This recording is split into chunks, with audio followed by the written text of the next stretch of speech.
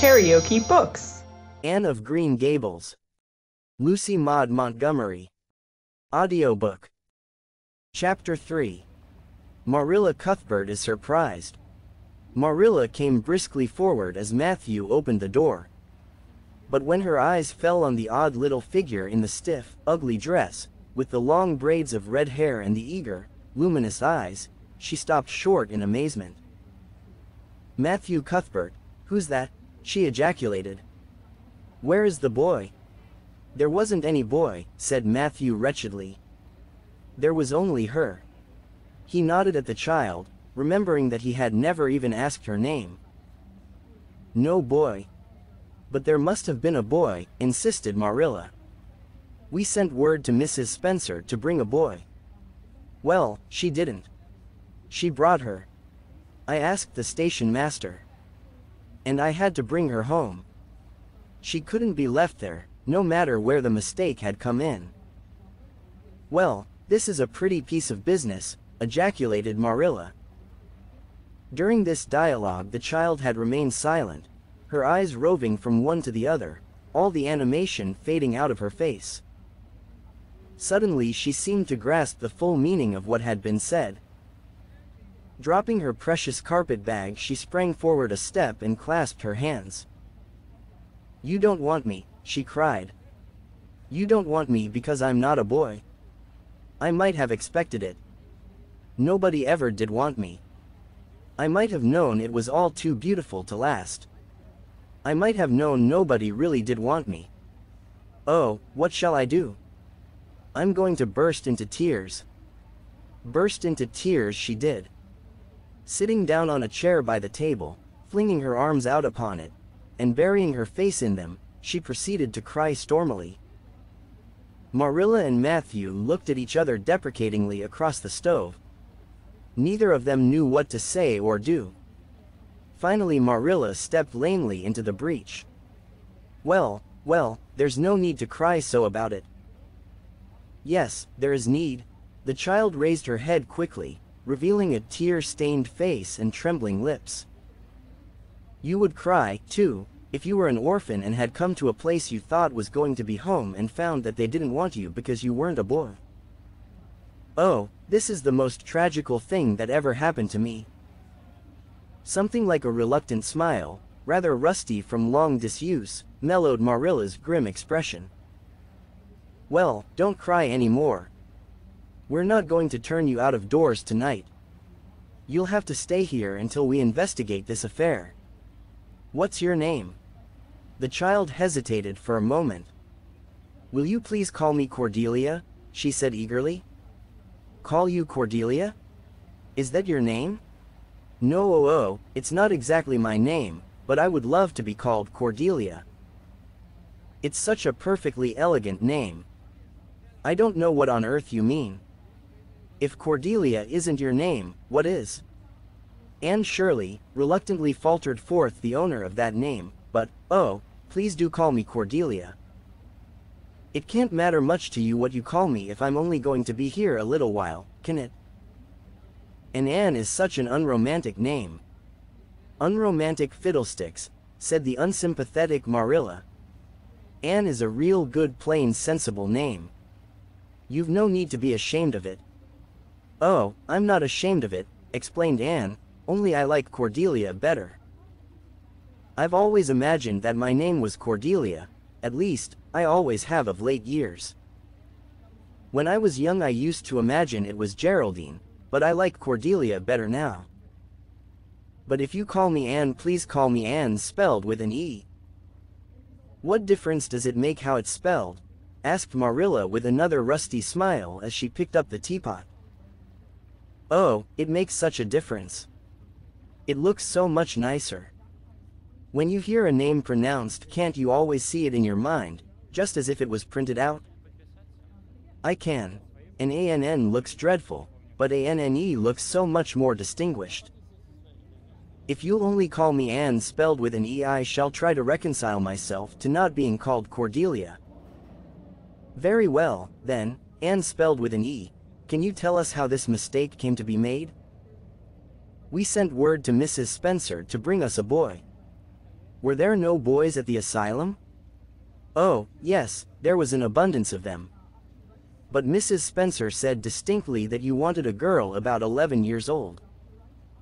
And the matron said she thought I would do. You don't know how delighted I was. I couldn't sleep all last night for joy. Oh, she added reproachfully, turning to Matthew, why didn't you tell me at the station that you didn't want me and leave me there? If I hadn't seen the white way of delight and the lake of shining waters, it wouldn't be so hard. What on earth does she mean? Demanded Marilla, staring at Matthew. She's just referring to some conversation we had on the road, said Matthew hastily. I'm going out to put the mare in, Marilla. Have tea ready when I come back. Did Mrs. Spencer bring anybody over besides you? Continued Marilla when Matthew had gone out. She brought Lily Jones for herself. Lily is only 5 years old and she is very beautiful and had nut brown hair. If I was very beautiful and had nut brown hair, would you keep me? No. We want a boy to help Matthew on the farm. A girl would be of no use to us. Take off your hat. I'll lay it in your bag on the hall table. Anne took off her hat meekly. Matthew came back presently and they sat down to supper. But Anne could not eat. In vain she nibbled at the bread and butter and pecked at the crab apple preserve out of the little scalloped glass dish by her plate. She did not really make any headway at all. You're not eating anything, said Marilla sharply, eyeing her as if it were a serious shortcoming. Anne sighed. I can't. I'm in the depths of despair. Can you eat when you are in the depths of despair? I've never been in the depths of despair, so I can't say, responded Marilla. Weren't you? Well, did you ever try to imagine you were in the depths of despair? No, I didn't. Then I don't think you can understand what it's like. It's a very uncomfortable feeling indeed. When you try to eat, a lump comes right up in your throat and you can't swallow anything, not even if it was a chocolate caramel. I had one chocolate caramel once 2 years ago and it was simply delicious.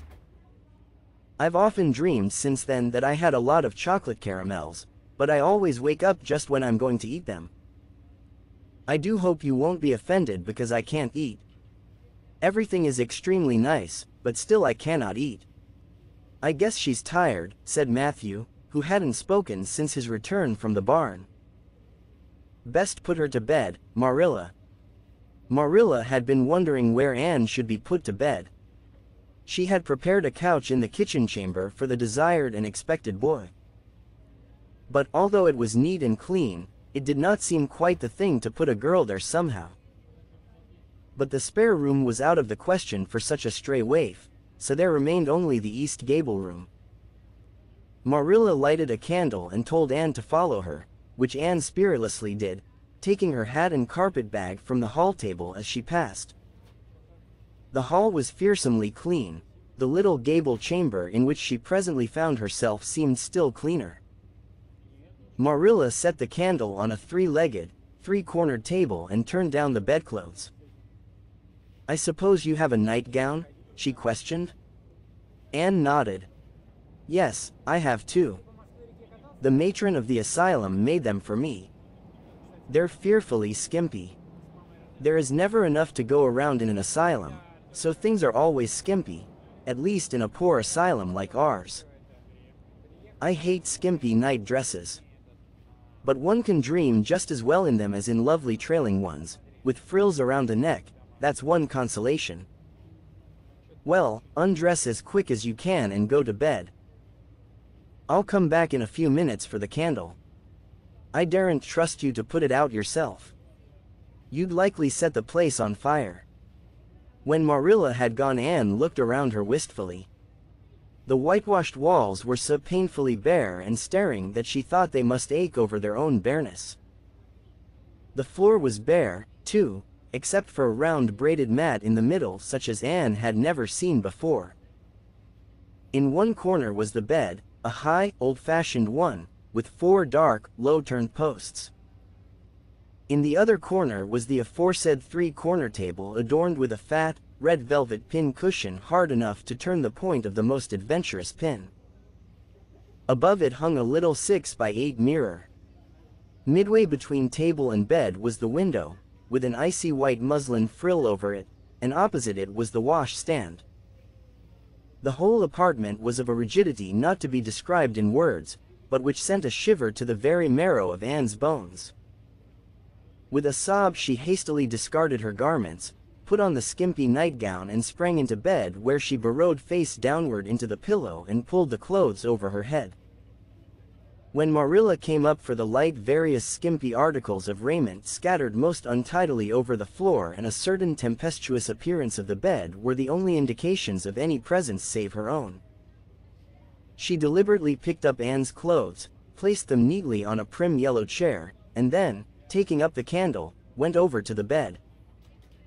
"Good night," she said, a little awkwardly, but not unkindly. Anne's white face and big eyes appeared over the bedclothes with a startling suddenness. "How can you call it a good night when you know it must be the very worst night I've ever had?" she said reproachfully. Then she dived down into invisibility again. Marilla went slowly down to the kitchen and proceeded to wash the supper dishes. Matthew was smoking, a sure sign of perturbation of mind. He seldom smoked, for Marilla set her face against it as a filthy habit, but at certain times and seasons he felt driven to it, and then Marilla winked at the practice, realizing that a mere man must have some vent for his emotions. "Well, this is a pretty kettle of fish," she said wrathfully. "This is what comes of sending word instead of going ourselves. Richard Spencer's folks have twisted that message somehow. One of us will have to drive over and see Mrs. Spencer tomorrow, that's certain. This girl will have to be sent back to the asylum." "Yes, I suppose so," said Matthew reluctantly. "You suppose so? Don't you know it? Well now, she's a real nice little thing, Marilla. It's kind of a pity to send her back when she's so set on staying here." "Matthew Cuthbert, you don't mean to say you think we ought to keep her?" Marilla's astonishment could not have been greater if Matthew had expressed a predilection for standing on his head. "Well, now, no, I suppose not exactly," stammered Matthew, uncomfortably driven into a corner for his precise meaning. "I suppose we could hardly be expected to keep her." "I should say not. What good would she be to us?" "We might be some good to her," said Matthew suddenly and unexpectedly. "Matthew Cuthbert, I believe that child has bewitched you. I can see as plain that you want to keep her." "Well now, she's a real interesting little thing," persisted Matthew. "You should have heard her talk coming from the station. Oh, she can talk fast enough. I saw that at once. It's nothing in her favor, either. I don't like children who have so much to say. I don't want an orphan girl, and if I did, she isn't the style I'd pick out. There's something I don't understand about her. No, she's got to be dispatched straightway back to where she came from." "I could hire a French boy to help me," said Matthew, "and she'd be company for you." "I'm not suffering for company," said Marilla shortly. "And I'm not going to keep her." "Well now, it's just as you say, of course, Marilla," said Matthew, rising and putting his pipe away. "I'm going to bed." To bed went Matthew. And to bed, when she had put her dishes away, went Marilla, frowning most resolutely. And upstairs, in the east gable, a lonely, heart-hungry, friendless child cried herself to sleep. If you liked what you heard, please subscribe to the channel.